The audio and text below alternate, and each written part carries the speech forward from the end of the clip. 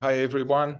Welcome back to another dialogue with Scott Killerby and Mihai Algiu in this series of psychotherapy and non-duality. And this is part 2 from last time when we talked about Scott's discovery of the map of 3 dimensions of practice, and we are going to have this up soon. Where Scott, working with himself and with thousands of people for a long time, discovered that 3 types of work are necessary, and they all have different types of flavors of practices necessary that might be very different from each other, almost seemingly contradictory. 3 types of work in order to experience a true awakening with a true embodied freedom, not just a disembodied, avoidant of life, avoidant of feeling awakening, which I don't think it's a real awakening. So we were talking last time, and yeah, if you just come to this video, it's not going to make a lot of sense. So please watch the previous video, part 1. And also all of these are in a playlist available on Scott's site and my YouTube channel. We have, I think this is episode 25, where we go in depth about awakening and processing trauma and focusing on the KI modality, but not only. So last time, so welcome, Scott. Thanks for coming here and sharing this with the world. Thank you for having me and for sharing it. Yeah, made a big difference in my life. Although I've done a lot of work before I met you, and it makes a big difference in people that I work with. Yeah. Good. Makes me cry. Me too sometimes. Yeah. Yeah. Yeah. So last time we just went thorough, last episode, into the first dimension of practice and into a second dimension of practice and the benefits and the shortcomings of each of them. We are not going to go into that. And we just arrived at the third dimension of practice, where is the very depths. It's where the very depths of the unconscious, if we use psychological terms, or if we use Eckhart Tolle terms, that will be where's the thickest, darkest, most painful pain body. Or if we use other non-dual terms, where's the most separate sense of separation. Yeah. So and this episode, it will be dedicated on this, exploring the third dimension. And we are aware this is theoretical now. We are speaking theoretically. This video will go to many people that are already doing the work, working with Scott, or people that Scott is training, or in the KI members area, that I encourage people to check it out, where this work is done experientially, and there are people doing it and sharing with each other. This can't be done on YouTube. Yeah. So can you share, Scott, from your own experience, somehow, because you were the like icebreaker, this ship going in uncharted territory, I feel, and share a little bit of like you're discovering the need of the third dimension practices and how you stumbled on it, as well as maybe start with like what's in there. Now we got at the depth of the ocean, underneath thoughts and feelings and current triggers, and underneath limiting beliefs and sense of deficiency identities, and underneath that there is some other creatures that fuel the whole sense of me. So what is there, and how did you discover and stumble and perfect this?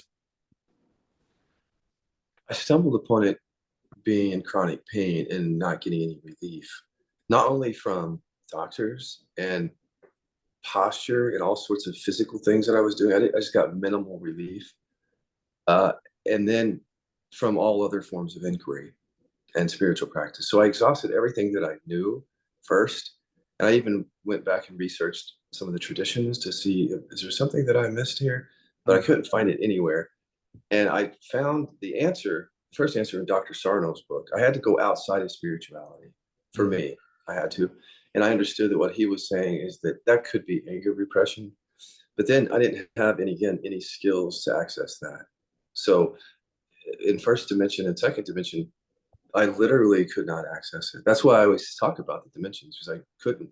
So in other words, just real quick so I could show you how I discovered it.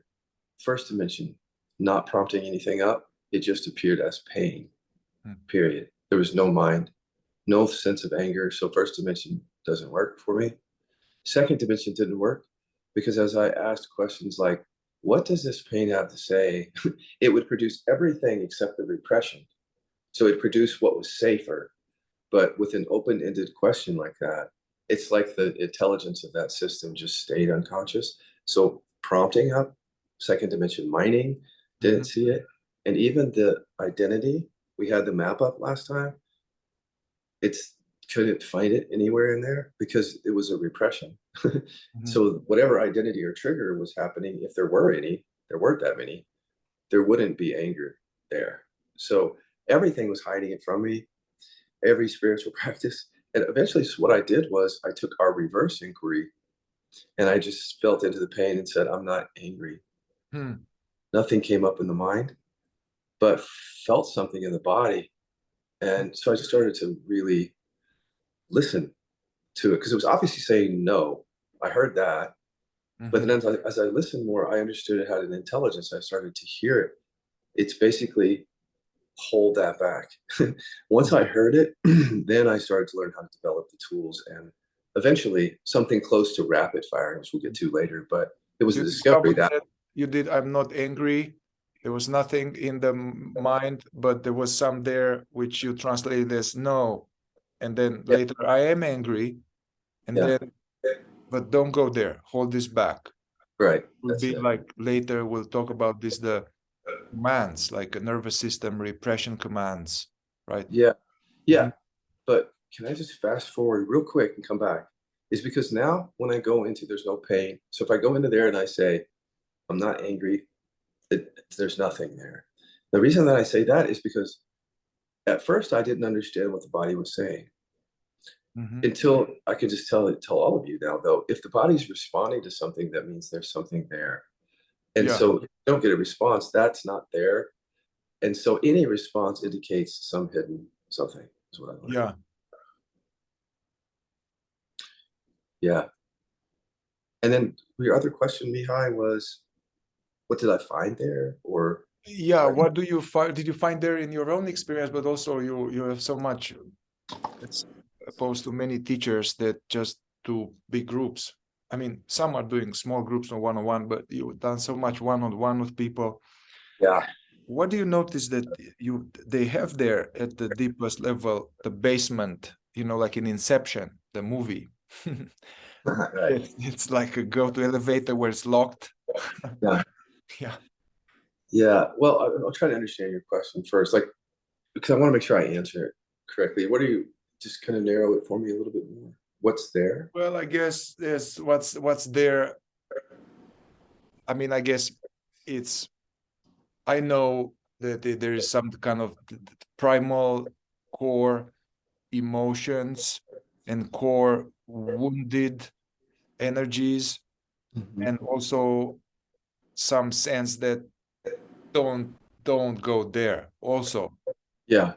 So, and trauma, and so that's what's the content that, as we use third dimension practices, what type of content arises now? Okay, so in the process here, I want to say it this way. What I discovered is that I'm angry, that I was angry my whole life. That's what I want to say to people who hear this.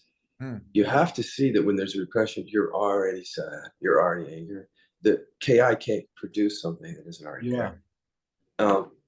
That's important because you can start to see that it's actually an identification.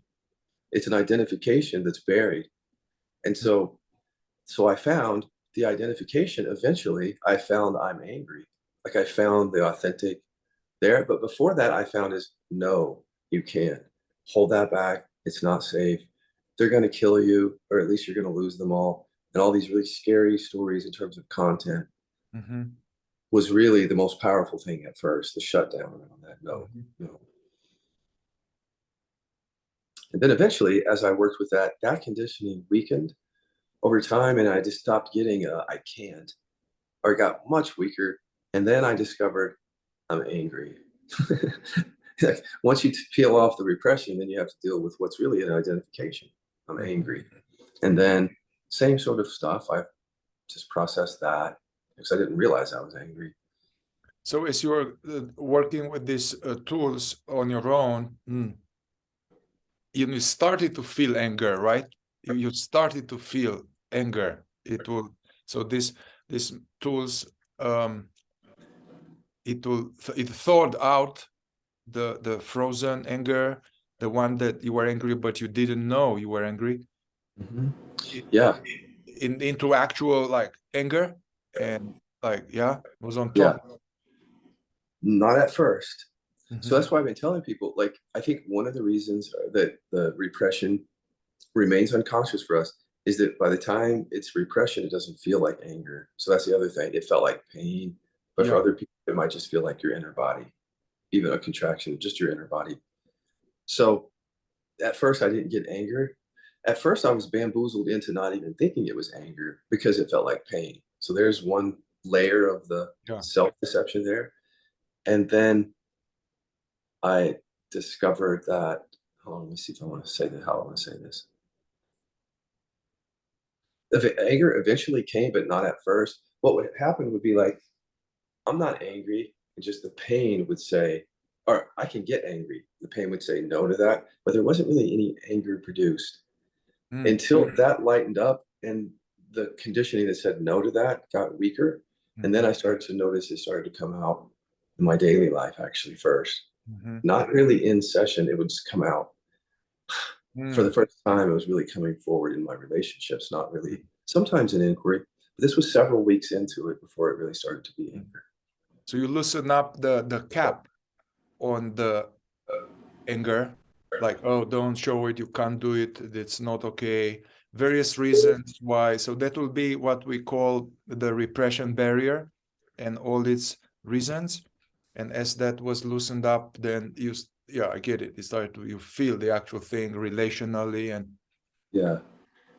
And I guess you noticed, I know from your story, you noticed that as this was happening, which from one angle, like conscious awakened teacher, that will be like, hey, what's going on here?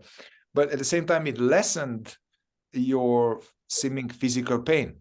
It lessened it. So it was like a correlation, right? Between the more feeling of the emotion, a diminishment of the physical pain. 100%. That's why you can trust it. Because as you start to feel more of the repressed emotion, you should start to feel the discomfort and the pain and the contraction decreasing.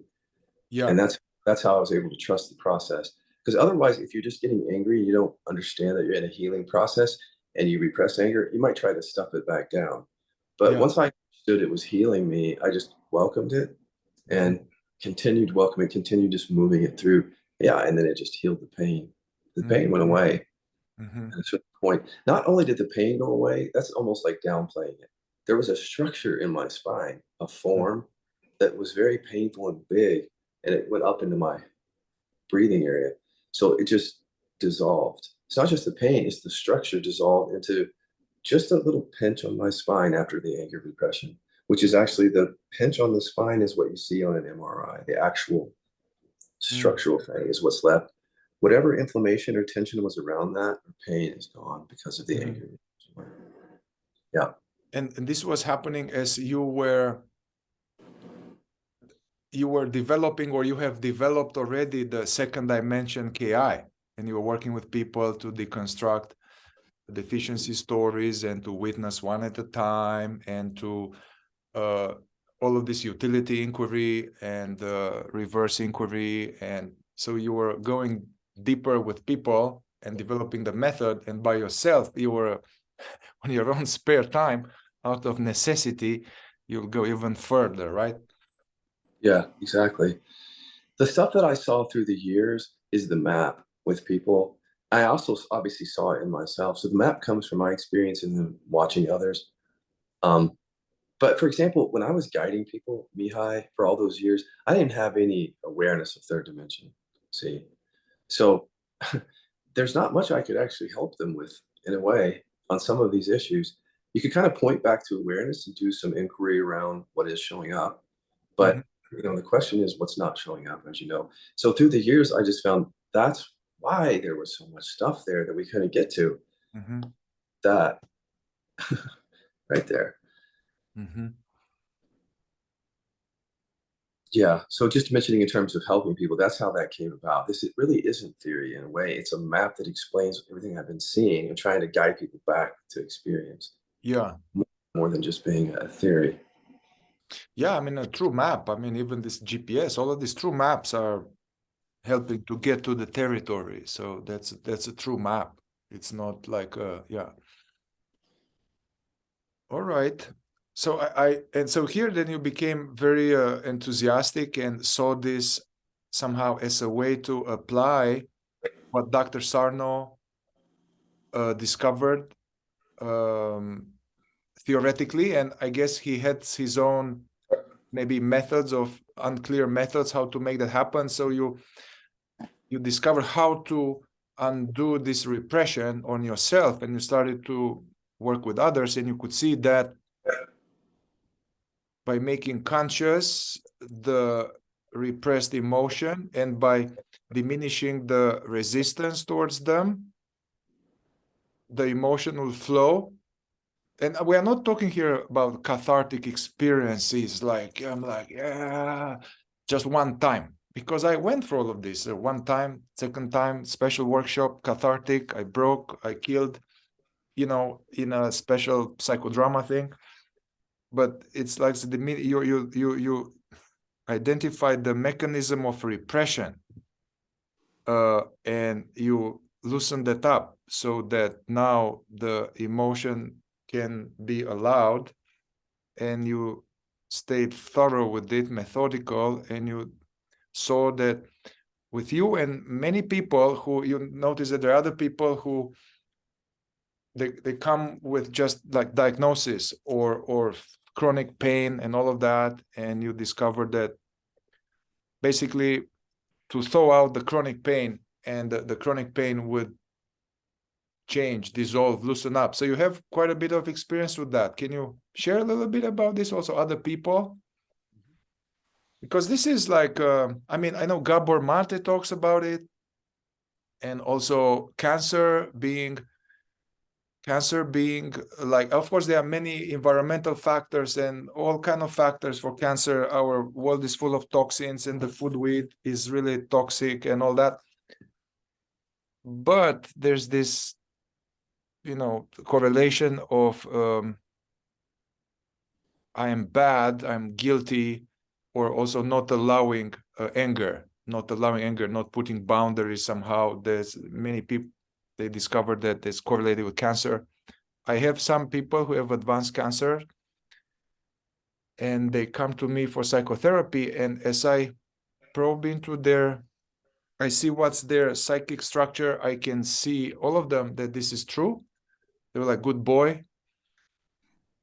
It was not safe to share, to put boundaries, so they all became internalized. And so yeah, what did you discover with other people? And It makes a lot of sense to me why they say this turns into cancer or chronic pain because we're angry. It's like just because you're repressing it doesn't mean that you're not angry. And you're holding on to an emotion over a lifetime. And you've got programming that's continuously holding on to it, continuously. So, like, that's different than just anger. So, if you get angry in a moment, it's like, I'm angry. And then it's over, if you're clear. But with repressors, we're anger our whole life, but we're repressing it. That can't be good for the system. Like it just can't be. I don't understand all the science, but it can't be healthy for us to be angry over a lifetime and then to deny it. Mm-hmm. So what Gabor is saying, he's saying authenticity heals disease. I mean, I'm not going to come out and say that because I'm not a doctor, but I'm going to point to him because Yeah. he's right. Like literally, you're angry. That's what it is. You're angry. That's why you're having cancer, because you can't feel and express that. You have to first acknowledge that you are angry, because repressors won't even acknowledge it. And then when you have to make it conscious then. That's what being authentic means, is you really do have to make that conscious. Um, yeah, so there's a lot to say about the science and all that, but I'll leave that to the doctors. They're out there saying it, the scientists are saying it, thank God people are saying it. Mm-hmm. But what I want to help people with is the mechanism, Mm-hmm. what's actually going on in Mm-hmm. the interior awareness, because you can say all day that authenticity cures disease. It's not that easy. Yeah. Not that easy. We need mechanism. We need skillful means with this. No, can I say something here?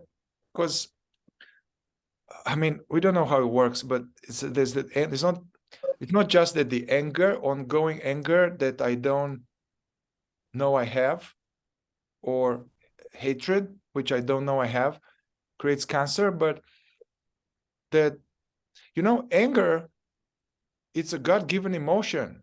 Actually, Gabor Mate had this, he was giving this illustration, like he was at the stage and there was a lady in the front row and he went a little closer to her and she was like, how is it now? She was like, it's good. And then she went even closer to her.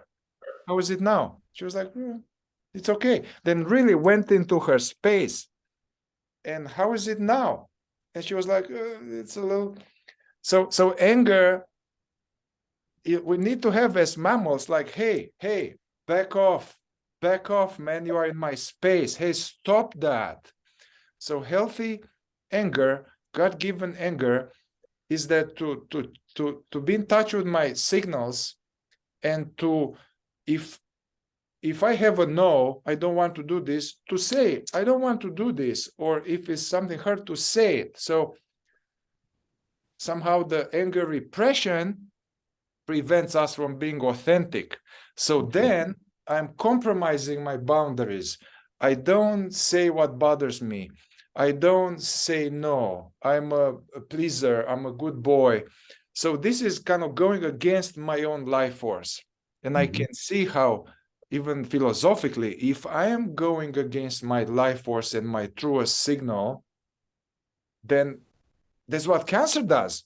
From one angle, it manifests in the cell, the DNA changes, and now it's I'm killing myself. It just makes a lot of sense. It does. And the other thing is what I keep saying on YouTube is how that gets enmeshed, where anger repression can get enmeshed with some of the Eastern practices. I have to say it again. Is because if I'm already repressing anger and I can't say no, I can't set a boundary, then I might listen to the teachings which say, allow everything, and it just gets enmeshed in there. And then people are getting sick from that. I'm an example of it. So you just have to be careful. I always say it. You have to be careful with the non-dual teachings, because the anger repressor just gets enmeshed right in there and takes shelter in it. Mm-hmm. Mm-hmm. Yeah. Go. Well, how that actually works would be, remember, we're already repressing anger. So somebody points to that. How do I say this? There's a step that has to happen for us first to repress anger. We have to acknowledge it and feel it before we can just be pointed to the fact that it's ego, is what I'm saying. And we've said this before on here, but it's always worth repeating again, because there are people there. Think about this. When I heard a teacher say, is that so? Or allow everything to happen, my system heard, don't get angry. It unconsciously, it heard that, and it just meshed right in with the conditioning, even though that's not what the teacher meant. Mm-hmm. Yeah. Yeah, because if we say, there's this tool in non-duality that you are not that, see that you are not that, neti, which is true, because there's the witnessing of that. There is the perceiver of of the feeling or of the thought, of the belief, and that goes, and I'm the perceiver. And this is true, but it's not honest to say I'm not that which I don't even know is there. So first, you're saying first, realize that there is that, make it conscious. Yeah. Yeah. So you worked with people who had similar things like yourself, right? I just want to drive this nail deep into the coffin, so to say, like that had in like contractions and chronic pains and all kind of weird things. They went to the doctor, and you, by doing this third dimension work, their symptoms alleviated. And yeah, can you speak a little bit about this, experientially? Yeah. Well, I saw it through the years, not just in people that I was working with, but in my friends and family. Basically, well, in the spiritual community, I would just sit there over and over with people, and they would experience shadows, triggers, addictions, mental health issues, chronic pain. And I just sat there year after year and recognizing that so many of them had those issues remaining. They would get clearer over time, but certain things would just remain. And that became peculiar to me, that I would be working with someone like who'd been in this kind of work for 5 or 10 years, who was just really getting stuck on something. And I didn't know how to go. All I could do was just point back to the awareness and just let that be, or start to do some inquiry, but not deep enough. So yeah, over time, this starts looking like a major systemic bypass, actually. When you start looking cross-culturally how it's happening, it's just the nervous system. It's not even cultural. It's the nervous system universally protecting us. So since it's universal, we can put it into a map. It's not cultural. It's like, yeah, we might have more repression in Russia than we have somewhere else, but still, it's the nervous system seeking safety. So that's what I learned, is just that how universal it is. The bypassing and the ego stuff is just universal. It allowed me to trust that. But I kept seeing those things. And it's only now, frankly, Mihai, at this stage of the teaching, where I'm seeing people actually healing stuff more. And that just shows me that tells me everything about it. It tells me that I didn't have the skill before to help these people, and neither did they. Is the way I see it. Yeah, it's interesting. Like if Jung were to live now, because he discovered this, that there's the collective unconscious and archetypal energies and archetypal symbols. And so this is what you're calling a universal, not cultural. It's the repression is some archetypal thing. Yeah. Yeah. Something about survival makes it universal. We're Yeah. surviving around really scary emotions, and that's just a universal thing, it seems. And I want to bring here that, in Scott's personal configuration, there was this anger. Everything was allowed, fear, sadness, hurt in his path, but the anger was not allowed, and aggression, and he didn't even know he had this. And Scott talks a lot about this anger repression, and it's not all of us have this. It's not that the only repression is anger. We discovered is that through the trauma and the adaptation to unconscious parental environment and unconscious culture, as Gabor Mate would be like in a toxic culture, would be raised in a toxic culture. So we need to adapt to that. Some of us have like sadness repression. Somehow we learned it was so overwhelming, the sadness and the loss, that we learned to push it down. We don't even know we push it down. And maybe our father was pushing it down in order to keep going to work and all that. Or fear repression. Or so it can be any other of the emotions can be as a primary repression. And the same tools, the same understanding applies to that. And also, if one is, from our discoveries, if one feeling is the primary repression, it's very likely that the other ones are also. So I noticed, like, at least for myself and other people, I need to go through phases where to focus on first the anger and rescuing the anger. And then as this started to flow more, then realizing, oh, there is actually shame or there's fear that I learned to push down and to come back to the me. I did a lot of awareness practices, and I'll just come back to the present and push all the creatures down, and I got very good at it. And so it keeps changing. Let's say in the path of undoing repression, it's a repression of authenticity of a feeling body. And 2 or 3 years ago, I was with anger. Then it went to this. Then I can see that the core one for me was sadness, grief. Anyway, so I just want to put this out there. Yeah. So thank you for bringing up the sadness repression. So an apology to everybody out there. If I talk about anger repression a lot, it's because it was my primary, and I can just speak from it very directly. And so, but I want to speak to sadness, for example, repression, because I have known people like that. And so let me address those folks. You may see some of the same stuff. You're probably going to see shadows. For example, people who are very emotional or vulnerable may or may not trigger you because you can't do that. See? So just look for that.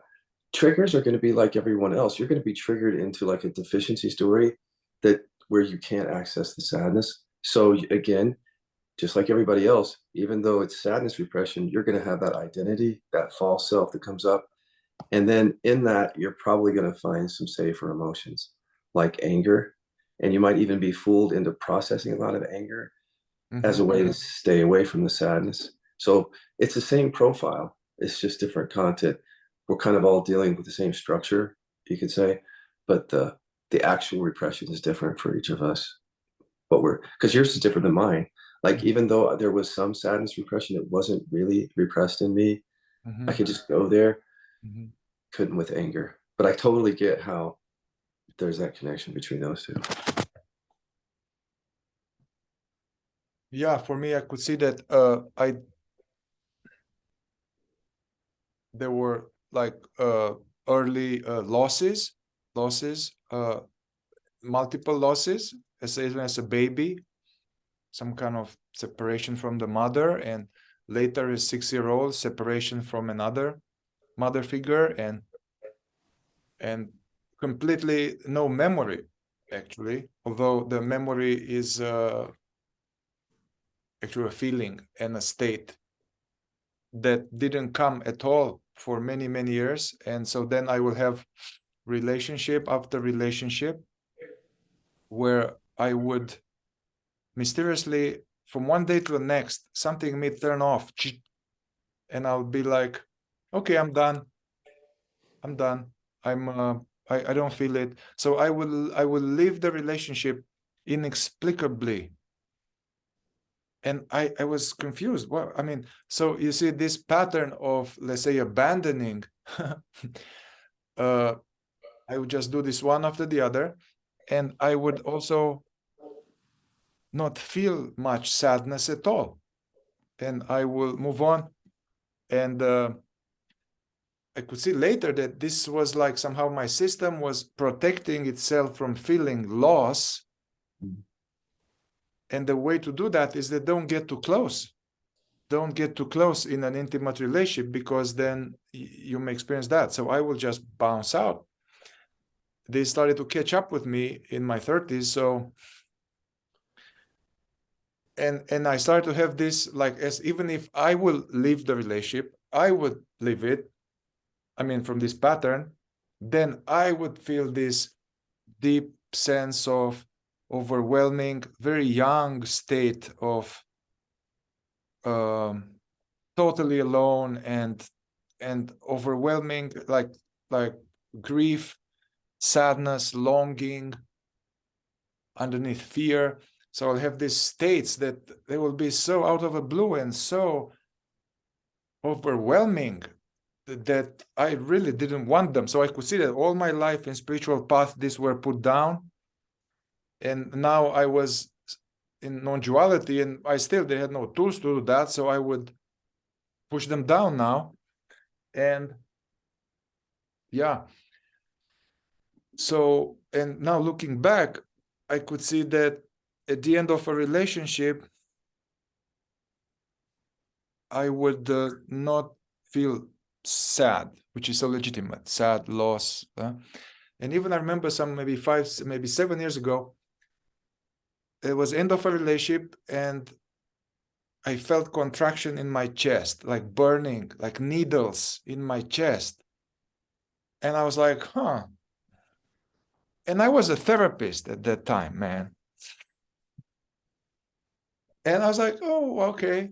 And okay, so just welcome it, let it be as it is. I am that in which it arises, the needles. I'm that in which the needles arise. I was a therapist and a non-dualist. And so now I know, because I'm going through a loss and a separation now, and I now sit. I want to meditate. I sit and I feel contraction in my chest and needles. But now I have these tools, and I'm not even going into, hey, I'm not that, because I know that that is a bypass. So I'm kind of going into them. And then even without doing anything, it starts to be like a tear. And then I go into this, I'm not sad. And then that will say, no, I'm sad. So anyway, I noticed that these needles and this contraction actually was sadness, a lifetime of sadness, plus this current sadness. And also in the needles, there was the sadness and the don't feel this. I don't like this. Don't feel it. Be strong. Be strong. Don't go there. And so, yeah, so only now for maybe a year or so, I'm doing that. Basically, basically, it's interesting. I have to do this third dimension work to thaw out these needles and this contraction to actually make the sadness flow and to cry. So for me, that's a big achievement. Yeah. And then I can still sense I hate this. There's a part of me is like, I don't like this, man. I don't like this. So there are other programs there that still they are like, and then I used to go, well, my story is everybody's story. You may have other feelings, but then I will go, okay, well, I need to smoke. I'm going to smoke something. I'm going to drink something. I'm going to go on a dating site. I'm going to do a non-dual guided meditation. So this not wanting to feel, it's hard to do it. So you need to use extra help with substances. And so this is the Scott's discovery, is that this urges is just a way to alleviate this repression, basically, and to try to keep it down. Yeah. Yeah, to be fair, I didn't discover that. That's science, but that science says that the trauma and repression is behind that. But we've discovered it in direct experience with KI. Can I take you through a profile of just a random person that I've seen with sadness repression, just for the people, because we spend so much time in anger repression. Let me say a couple of things. Because people might not even recognize how the sadness repression is running everything on the path. But like I've already said a little bit of it. But for example, let me just say there's a person, Joe. Joe has addictions. Okay. Joe's primary repression is sadness. Let's say Joe doesn't know that. So he comes into the awareness teachings. What he notices is an addiction that won't go away. That's all he notices. And he notices depression, a mental health issue. Okay. So he starts becoming interested in mindfulness, a little bit of peace from that, but not getting to the core sadness. So you can't really have a real deep there without going there. But he stays in the practice. He goes into second dimension. Here, he notices again the deficiency story. The deficiency story comes up whenever he gets too close to that sadness, and it just feels very scary. And he starts to become aware of it, let's say. But even as we come, so let's say that Joe becomes trauma informed somewhere in first and second dimension. That Mhm. does not mean that Joe is ready to go to third dimension. It's Mhm. not what that means. What it means is that Joe's aware of the issue. But even if you become aware of the issue, you could literally almost choose not to do it. You can even be aware of it and still not want to go there. So then it becomes even more painful for Joe because Mhm. now he knows the source of the problem. So every time he goes for, so he tries medication, which might help, but he also knows that when he tries medication, he's covering up the repression. So he Mhm. knows it now, it's not a solution. So it's like the bamboozling goggles are being taken off in every single way. And it's pointing him to the fact that he has to meet the sadness, but his entire life is devoted to making sure it doesn't happen.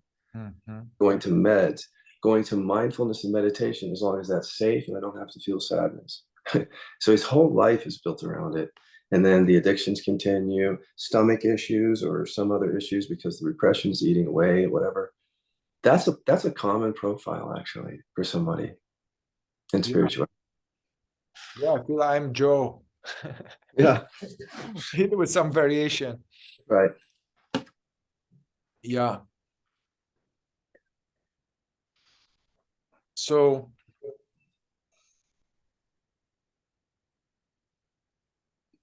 Well, so the answer for Joe is when he's ready to begin third dimension practice. That's the point of it. But if he's not ready, if he's still looking for everything but that, there's no way that Joe would even be yeah, someone candidate for KI. So you have to be ready. In other words, you can't just know this stuff, be trauma informed, and assume that you're yeah, ready for this. yeah. And this readiness, I mean, is, you know, in non-dual circles, and perhaps even you would say things like, "Hey, you're not ready. It's like you're not ready." Uh, so this readiness is actually, I guess, having a few years of gradually developing skills that with those skills, you are uncovering some type of pain body and you verify that you survived and you felt some deep feelings, which was very hard, but it was okay. And then it increases the confidence in our own ability to witness and allow. And then also maybe have a few more failed relationships where the same shit happens over and over, that Joe realizes that, man, there's something here with me, man. And then Joe goes to some more teachers and that doesn't work. And so, yeah, a combination of developing skills, developing trust in the ability to take the heat, and getting tired of the same shit happening over and over again. And so, and here is actually one concept you were talking some time ago, the safety versus freedom.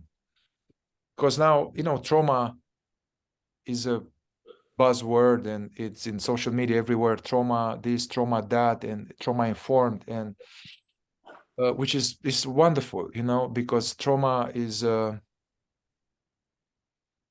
there's trauma, collective trauma, that creates this selfishness in the world, and there's trauma underneath all these corporations and the government.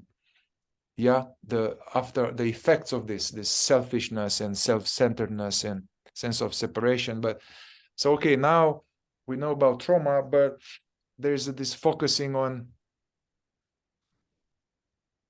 to be safe. Hey, just which makes a lot of sense. Like, you can't process trauma if I'm freaking out, I'm dysregulated. You can't do it. So it has to Right. be processed within the window of tolerance. Otherwise, I'm spinning it. I'm tortured for days. So yes, there is. So can you speak about this somehow? Yes, the need of safety and what does that mean? But we can't stay at the safety level because then I'm just managing and soothing the trauma. Yeah. And yeah, Yeah. Okay. I have another way to answer it for some reason. It's coming up right now, which is that in first and second dimension practice, you're not aware of the mind body connection that's shutting you down, first of all. So, what would you do with that if you don't see that? You have to manage it. you have to manage the effects of that unconsciousness there. So whether you go to meditation, breathing, some sort of nervous system resilience thing, you go there because you have to, because you can't see yet the conditioning that's shutting you down. So it's almost like you're forced into either getting like really dysregulated, as you say, or learning to somehow just manage that in a moment or have the resilience to hold it or whatever. The point being is that in third dimension, we start to make that mind-body connection conscious, the one that's shutting us down, the one that seems to require us to manage things. That so as you make that conscious, you almost like you have a choice when you start to see that between second and third dimension, something happens where instead of going to safety, because it's all you can do in second dimension, you can't go to freedom really, because the freedom is locked down in the repression, you know? So you can only manage and stay safe. But as you go into third dimension and you start making that conscious, it's almost like you have a choice in that moment. I can make that conscious and just not shut down around that, or I can shut down around it and sort of regulate. And sometimes you have to do that. But in third dimension, what we're doing is we're moving through those states of shutdown instead of just shutting down. So that's it, I think, is the mind-body connection is what it is for me. Once you start making it conscious, it's like you now see the operating system that's doing all that. The question is, are you going to turn and make that conscious when it's doing it? Or are you just going to stay unconscious to it, shut down and regulate? Yeah, so I guess let's say I'm Joe and I finished a relationship and I don't feel much, but something is not right and I have contractions, so I could go to the gym and I could do ascension meditation and like or with let's say Jesus or some saint loving me, or I can do breath work and ice bath, which actually I highly recommend for people to do. Or I can pray or whatever, do these things that will soothe this discomfort that I don't even know what this is, this discomfort. I'm soothing it. And then I can meditate actually, and I put Muji guided meditation or somebody else. I mean, I like Muji, don't get me wrong. And then I'm feeling kind of calm and it's like, yeah, okay, so I could do that. So now it feels safe and it feels like I'm back, yeah. Or I could, so what I'm doing now, me as Joe, I'm like, I know that this is sadness that I don't want to feel. My father didn't want to feel. My grandfather couldn't feel. So now I'm using some mining tools to make it here, and then to make it conscious, the thought form in it. Yeah, there's sadness. I'm sad and I'm sad and I'm sad. So I'm kind of almost repeating this. We'll go into some of the tools, repeating this consciously. And I'm sad because what's the thought in it? I lost family. This thought comes, more sadness comes. I lost love. I am alone in the whole world. I'm oh, then we go into other things like I think we might have to do a third part because we are still talking generally here and it would be nice to go in depth. You know, the Joe goes into the so-called trauma commands like, don't go, don't leave me, don't leave me, don't leave me. I had this, me as Joe, I had this several times in my life when the little Mihai, little Joe, will say this to somebody. And then I forgot. I became tough and spiritual. But underneath there is this, don't leave me, don't leave me. And the whole system was, don't even go there. Don't go there. So now I know that it's in there and I'm consciously bringing this up. And as I do that, it brings more sadness and then fear. And it's really hard. And some part of me is like, I hate this shit. I hate this feeling, man. But then a part of me knows, because I'm ready and I've done this enough, I know there's nothing's going to change if I keep avoiding this. So I'm going into it. And honestly, if I really go, because now I have tools, I have trust, I have a community, I have a facilitator, I'm going deep for like 12 minutes, 17 minutes. It goes, and I'm like, okay. It's even like, that was nice. I like that. That was cool. Then I feel good. I go about the day. In the evening, I might have to do another 17-minute session. So anyway, now, yeah, I feel like now I'm really no longer avoiding, and what's on the map here, fear of feeling.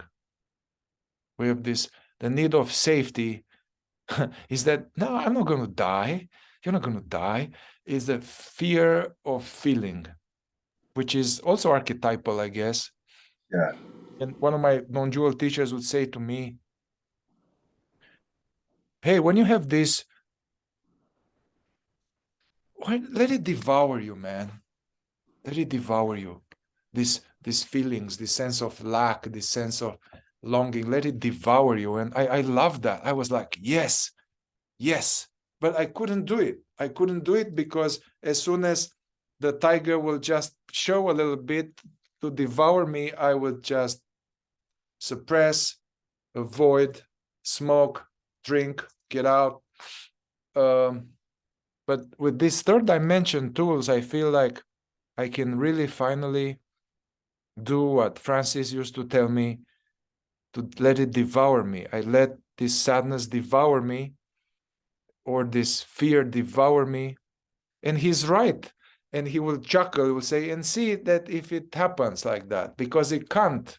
It will, this is just a wave of feeling, you know? But before I couldn't let it devour me. Exactly. So here's the thing, the fear of death. And we talk about that in the non-dual path. But if you say the death of the self, well, there isn't one. So, okay, what are you really afraid of? What are we really afraid of? If you think that you've dealt with the fear of death, let me do some repression work with you. That's what I want to say.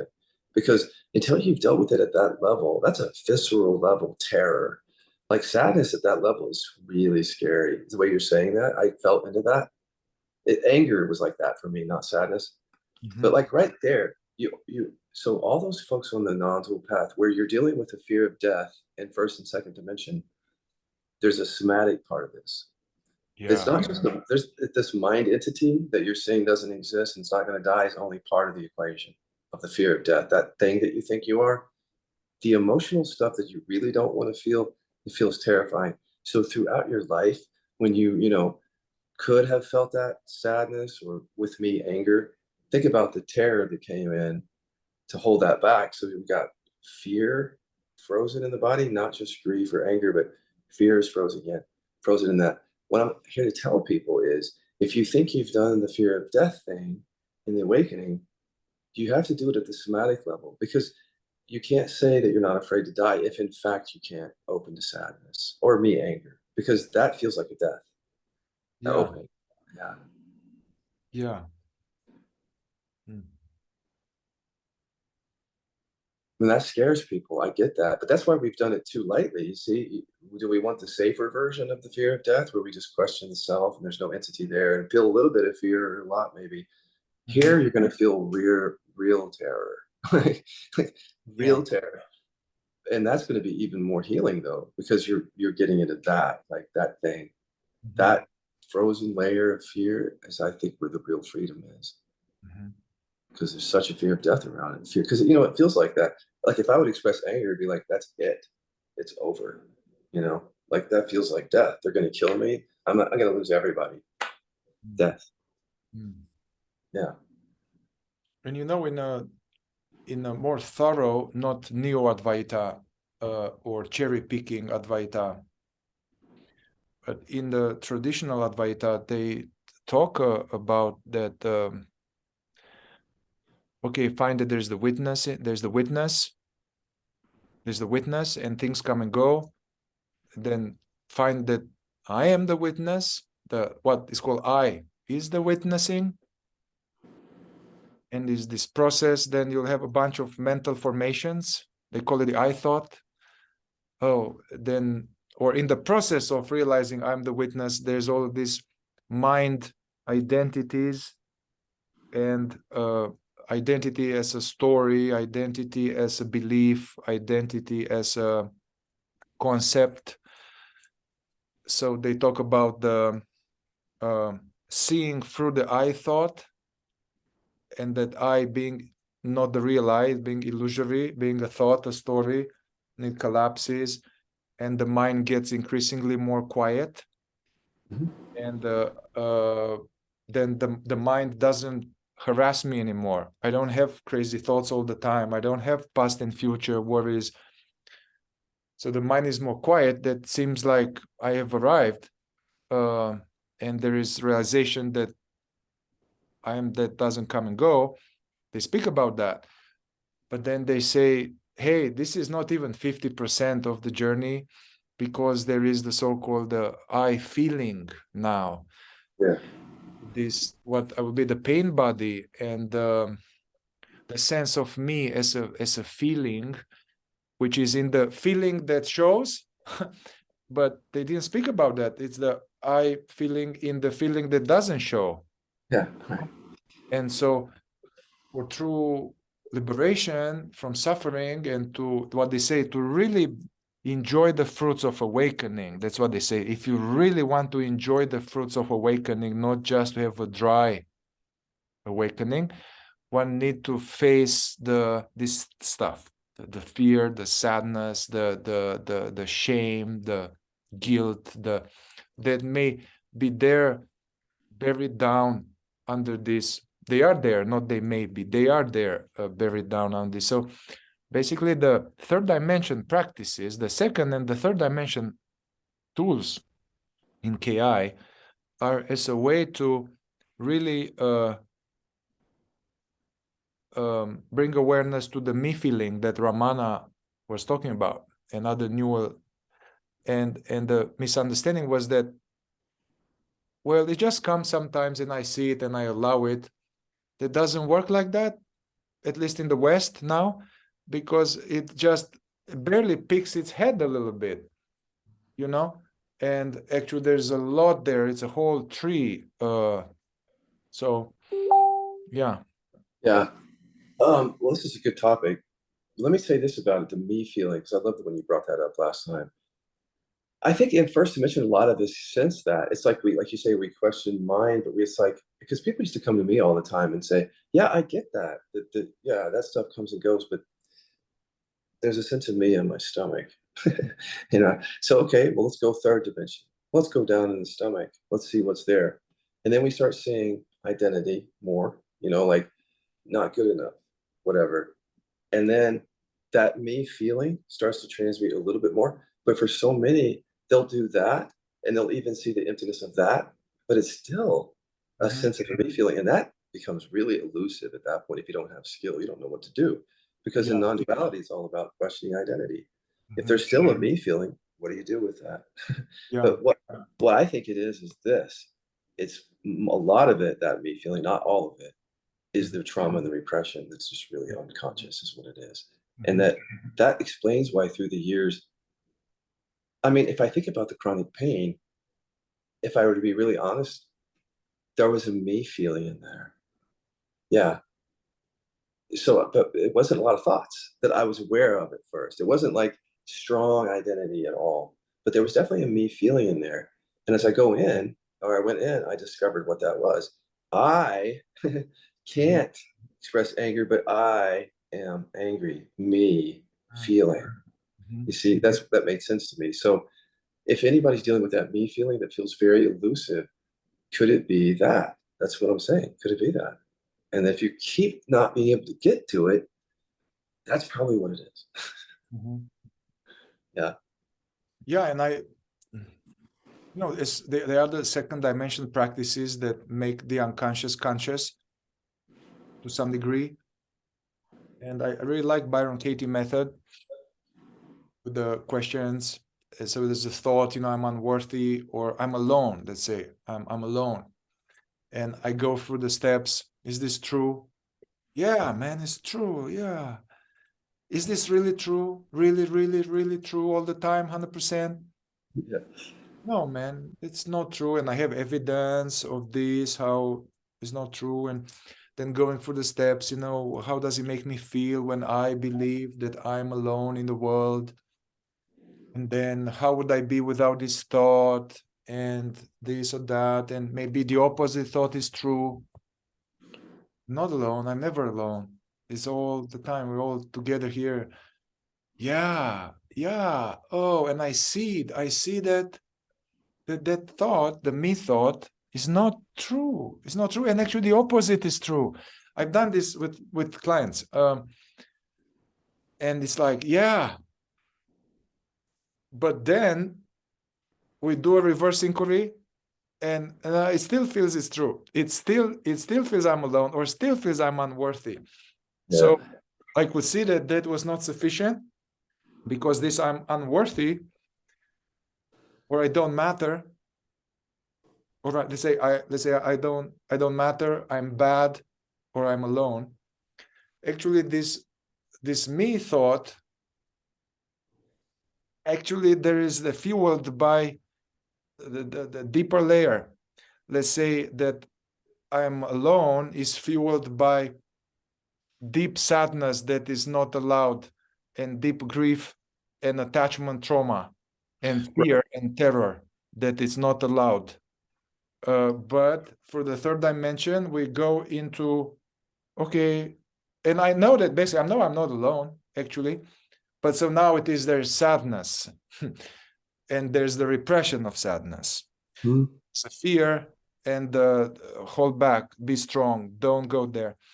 So somehow, or again, like I'm bad. And these are examples from actual people. We are not theory here. Jane, I'm bad, I'm selfish, I'm bad, I'm selfish. Although she's not, she's fucking kind and loving and like fucking helping people all the time. Yeah. Underneath abandonment as a baby, there is fear, there is hatred, fear, and it's not okay to go there. So it keeps all these energies trapped, and then it gives the feeling that I'm bad. And so the way to go is no longer challenge that I'm not bad. Hey, you see, you're not bad. You are good, actually. No, it's to actually allow oneself to feel the hatred. Yes. Hatred towards others, towards myself, and then the fear. And yeah. And so then by going to these primal energies connected to trauma, then it's like the balloons, like it diminishes, and mysteriously the I am bad or I'm alone is seen through even more. It's not true, man. Yes. And there is a more sense of freedom and okayness. Yeah. Yeah. You just did some really important things there. I want to break that down. I want to have to slow you down now. So you slow me down. Because if everybody could just hear what we just said here, listen to this. You question your first dimension or second dimension, you eventually get to questioning identity. It goes quiet. It can go quiet substantially, but there's still the me feeling left over for people, is what he's saying. So you can go second dimension very deeply, like I did, and you just don't see much identity. You're not getting to repression. You don't see much identity after a while, but there's still, for some people, some me feeling. So mine was chronic pain. Other people, it'll be contraction. It'll even get to a place, like it can be, where it seems like there's no self, but there's still a me feeling. So if you listen to that, why is there a me feeling? It's not just a feeling, it's a me feeling, because there's still mind on it. And if you can hear that, the mind is not, okay, yeah, there's the I'm bad down there, of course, the identity, but under that is I'm sad, but I can't express it. Me.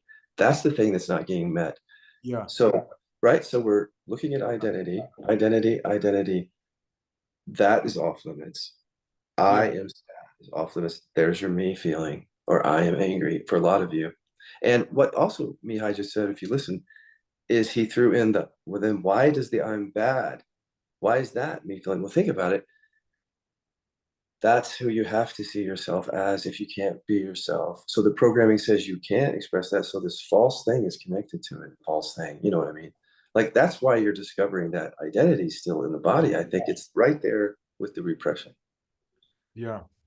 Yeah. You know, in the Joe case, Or Joe. Yeah. And I know somebody, Joe, we are not talking about Joe, so it's more like me or other people. When I didn't have access to go into, didn't have access, or I would be afraid to access the lowest level, like in Inception, of to feel the so-called abandonment, actually abandonment, which is like it's a cocktail of I am sad, I am afraid, I am alone, please don't leave me, I'm gonna die, and I don't want to feel this. This is what we call abandonment. It's a mixture of this thought, feeling, energies. Yeah. But before I was going there, there would be just a little bit of that, and then I would land like there's something wrong with me. I will never have a good relationship, and it will go into I cannot love. I cannot love, like this makes me cry. Like there's something wrong with me, I cannot love. And this makes sense. Like if I cannot feel fully through the sadness and the fear, I cannot love, really. So if I really want to be able to love in a more true way, not infatuation or getting or some romantic bullshit. Yeah, I think one cannot really love. We want love. We talk about love and fuck. We talk about love, but we cannot feel love, true love. If I don't feel fear, the sadness, and all of that. And so there's something wrong with me. Yeah, there's something wrong with me is that I don't allow fear and sadness. Right? Yeah. Or in my case, anger. Yeah. Right. I mean, that's another thing to slow down there, Mihai, because that's really important. Like I've had the same insight. This whole deficiency story, of course, because I'm actually lacking primary resources. Of course, I'm going to feel separate, lacking, and deficient. It's actually in part because of the trauma and repression. This is what I'm saying to people. Yeah. Why wouldn't you feel lacking and deficient if you don't have access to something that's natural for all of us, whatever that is? Yeah.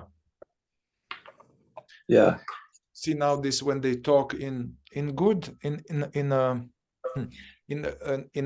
sophisticated first dimension teachings, they talk about that in non-duality that the cause of suffering, one of my teachers would say, several teachers, they talk about this, highly reputable, and teachers that I would recommend for getting a foundation of awareness and deep philosophical understanding of reality, like Rupert and Francis and Muji. And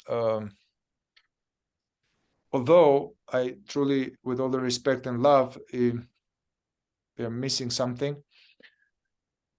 they will say that the core cause of suffering is that the sense of being the sense of separation, and the belief and the feeling sense of being a separate, limited, independent entity.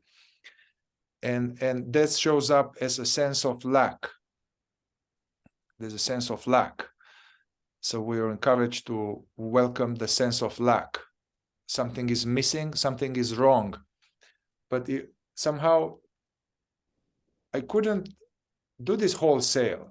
Yeah. Like sense of lack or that something is missing is very much connected with not allowing fully to, I lack the ability to feel fully. Yeah, it's that simple. It's like, keep it simple. Yeah, that's Yeah. what it was. Yeah. There's a modern day teacher. She's not very known. Uh, and she was very helpful for me. Satyama, her name is. And she would say this, that enlightenment is to feel everything. Feel everything consciously. Nothing is off the table, Including the, yeah. yeah. Yeah. Now also that sounds like at the same level, let it devour you. And a friend of mine sent me this quote, enlightenment is feeling everything, 2 years ago. And I was like, yeah, yes, that's it. But I couldn't do it, man. I couldn't do System it. won't allow that. Yeah, system I won't don't, allow yeah, that. my system doesn't allow me to do that. And now I'm really in the trenches. I guess I think because it's so big, and the habit of avoiding feeling is so big, backed up by my ancestors, that they needed to do that, man. Actually, to have time for me to do repression work is a fucking luxury, man. It is, truly. Like, If I think about were the in politics. Ukraine, if Right. I were now in many parts of the world, there's no, man, I have to suck it up, be strong, Survive. fight, provide. So the repression, from one angle, it was the divine quality to keep going. Survive. Yeah. So it's a great luxury to be able to do that. Yeah, I lost my thought here. Oh yeah, Well, now I have the time and the tools to take this seeming huge pain and parcel it down in small bites. Yeah. yeah. Well, what I want to say about that, because I totally agree with you. Like, if you think about people, for example, who were in the Holocaust, they were surviving, if that.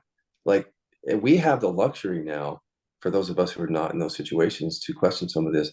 However, what I want to say, the caveat there is, there are people right now in abusive relationships or something who might even use that as an excuse not to process.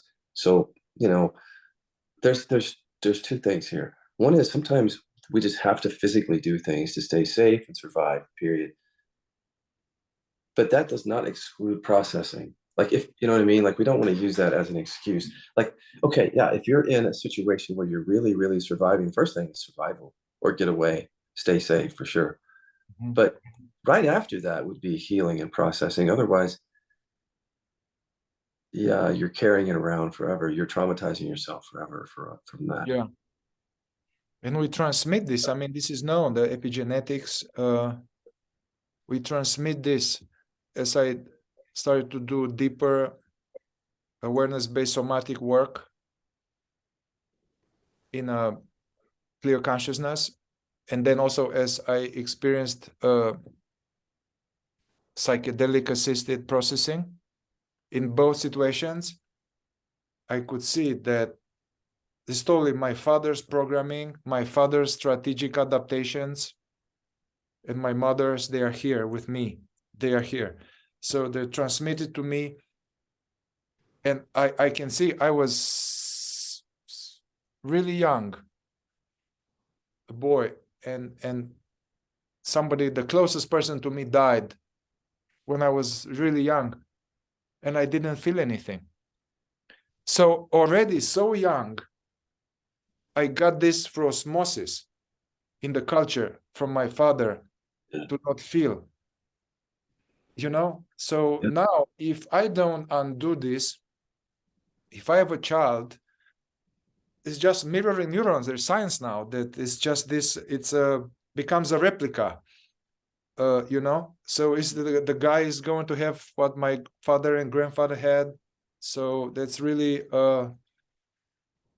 it's important to realize this. And even Bowen and other major masters of psychotherapy, like 70 years ago, they realized this, the generational transmission. And I'm not sure if your anger repression is just connected to your bullying experience. If you look into, you had some method like to see your repression and to see your lineage, male and female, and see what's the correlation there.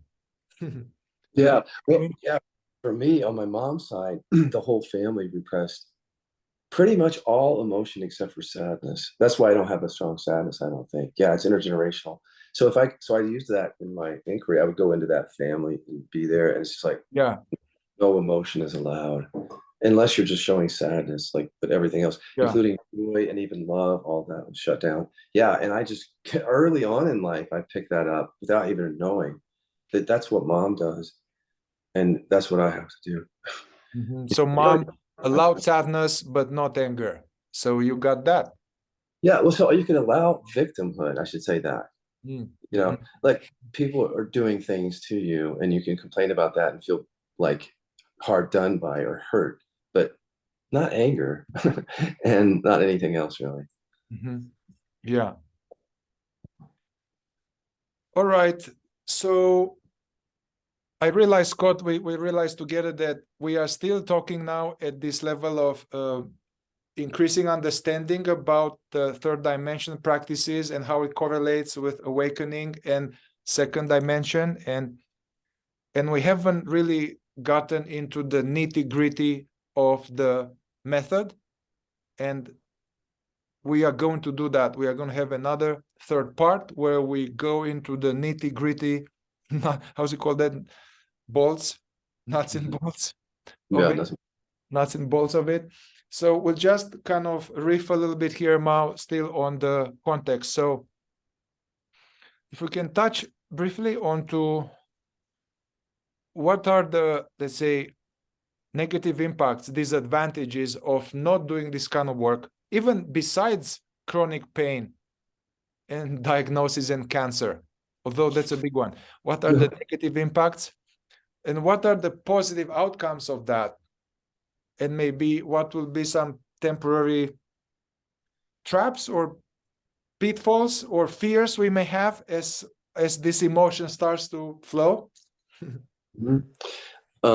So I have to go back to the map because, and speak from direct experience too. The negative impact, other than the chronic, here are the things that I've seen through the years. These are the things that I've seen. Yeah. So shadows and triggers that translate to actual emotional suffering in people's lives. That's what that is.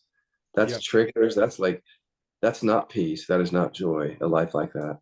So that right there is the negative. You're just not getting to the root of it. If you don't get to the root of it, you can expect that to continue to some degree, even if it thins out over time. There's less triggers. The question is why, what's still there that you haven't met, so that can continue. Addictions are the big one. I have to say that seems like the big one for a lot of people.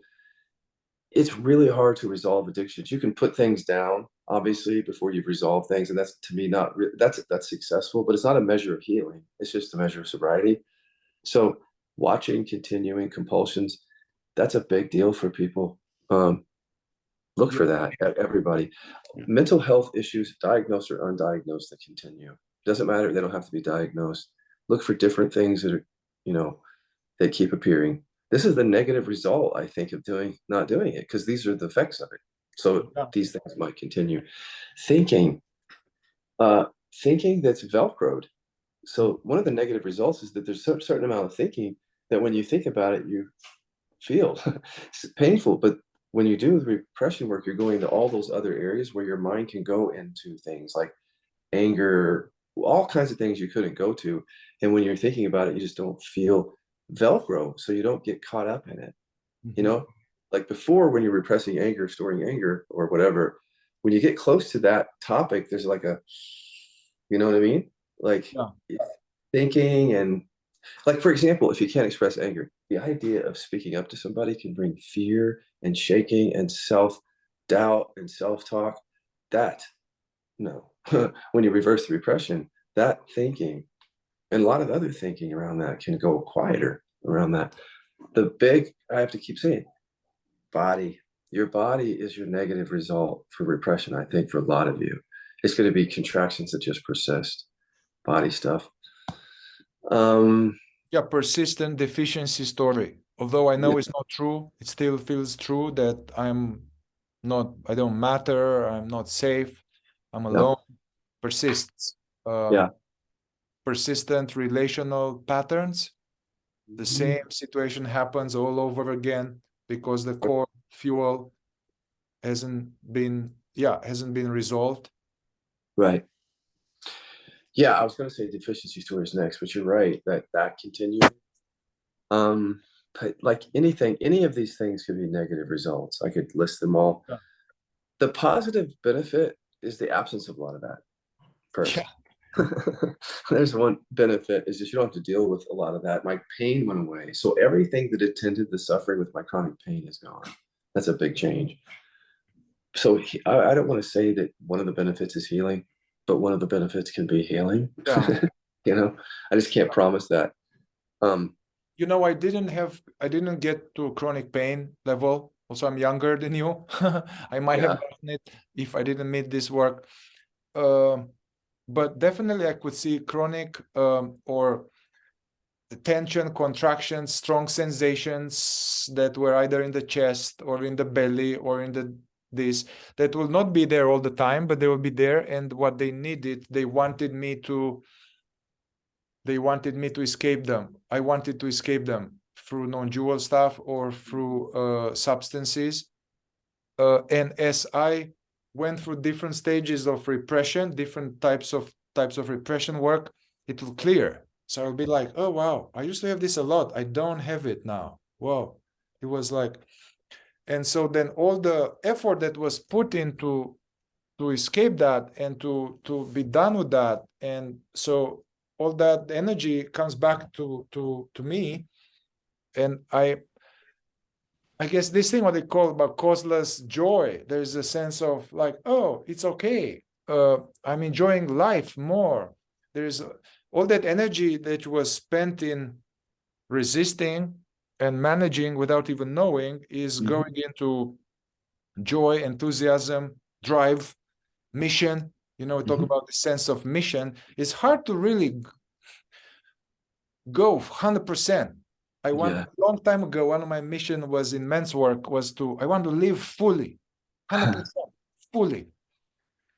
15 years ago, I wanted this. And so it's hard to live fully if I'm caught in all of these things that I don't want to feel. So now I can feel more, I can live more fully, Yeah. and I can be vulnerable. I can be angry if I need to. Yeah. I can be scary. I can cry. I mean, that's awesome. Yeah. Yeah. And so this is the thing. People who don't have not reversed, they wouldn't know what we're talking about in terms of energetic flow. Yeah, That's why we have to talk about it. Because if you've been repressed, you don't even have a point of reference for it. That's what I've learned. Okay, you don't really know what flow is if you've never experienced it. It's a real thing. It's a word, but it points to you're just not getting stuck in a lot of different places in relationship and life. So there's just yeah, movement. It's like you can just respond to somebody more clearly. And so you don't get trapped into all that hem hawing around with people where you're monitoring their reaction to everything you're doing. yeah, And there's a flow. You just, it's hard to explain. I feel better physically. I just feel better overall. Like I don't know how to explain that, but I do. Um, Makes sense because I'm not storing anger. It yeah, probably doesn't feel good. So yeah, there's that. I don't want to put too many carrots out there, but at the same time, I think that one of the reasons we've stayed in repression is because we haven't put enough carrots out there. yeah, You know, like to show people that this is possible, that there's really great benefit here. And in the non-dual world, it's like don't talk about that and create seeking, which is true, but I feel like we're selling each other short or something in this. It's like it's not just about putting seeking to rest, y'all. It's not just about putting that to rest. There's more to this than that, than just no longer seeking. And so, can we up the ante here with realization a little bit more than just I don't want to seek? You know, yeah. there's a As you say, put the horse before the carriage, put the carriage before the horse. The seeking is going to continue as long as I have feelings I don't want to feel. I mean, how can it be? How can I be right, at peace when I'm not at peace? right, It's not yeah, possible. So all of right, this New Advaita, like, hey, just the very seeking, just drop it. Good luck with that, man. Yeah, not if you have this, because Yeah. you're always going to be trying to feel something different when you have that. That's the seeking. Yeah. Ultimately, I agree with non-duality. I mean, doing this work really with the embodied processing of the trauma will lead to awakening and liberation from suffering. Right? Yeah. Liberation from suffering. And when there's that, as one of my teachers used to say, you go increasingly from, instead of being afraid all the time, I'm okay. I'm okay. Then it goes into I'm okay and I'm pretty joyful. And I have peace. And now there's peace and joy and love and okay, but it's like gradual. Yeah, I think sometimes we set the bar low because we've been suffering so long. It's like if I can just have some peace, I'm good. Well, that's good, but Yeah. they're actually more available than just peace. Yeah. Yeah. All right. I think that maybe we can stop here. And next time we are really going to go into, okay, where do we enter this third dimension work, and first, how to identify our primary repression or repressions, and how to get into it, and what tools we can use, and also the need to work with someone, as well as the need to continue on one's own. It's like, I'm feeling really good, but all throughout this talk, I felt I have some contraction in my chest. And before this talk, I've done some third dimension practices to keep allowing this, what's happening in my life, sadness, grief, but there's more. And so now I keep it contained. I'm aware of it. I don't have time now to go into it. I'm aware of it and it's okay. Yeah. Now I have some things to do. Yeah. I'm going to do these things. And then tonight, they are going to wait for me, these contractions. I know that this contraction is more sadness, more fear that I'm going to meet and I'm going to survive and it's going to be okay. And probably tomorrow morning, I'll do that too. And usually when I do that, then the contraction goes away. Yeah. I feel joy and it's good. So this is ongoing. It's not a one-time kind of cathartic thing. Right. And the other thing is, some people think that if they start this work, they might open the can of worms and they just can't. But it's not really like that. So it's like more like what you said. Yeah. It's like during my pain, I would start to feel the pain. I'd be like, there's some anger repression going on. I'd know it during a session. Yeah. And afterwards, I just go right to it. But our system protects us so that we don't actually lose control. Like it'll seal it back up for us and we can function and then come back to it. I think that's one of the reasons maybe some people are getting scared of, because they think if I open, I'll just be angry all day long. And most of the time it's not like that. Yeah. It's a true spiritual warrior. In men's work, they were like, I need to have range. And actually you can't have range unless you undo repression. What they meant is I can be like a sword, sharp, decisive, boundaries, strong leadership, anger online, and at the throw of a hat or a drop of a hat, I can cry. Yeah. I can be vulnerable. And then there is the zombies are coming and I need to hold it together and kill some of them and save my family. And I go back there and then we all cry. So, yeah. Yeah. Feels really healthy to me. I don't know about you. All right, Scott. So let's stay tuned for part 3. And may it benefit us and our friends and future generations, hopefully. Thank you, Mihai. My pleasure. Thank you. Bye-bye.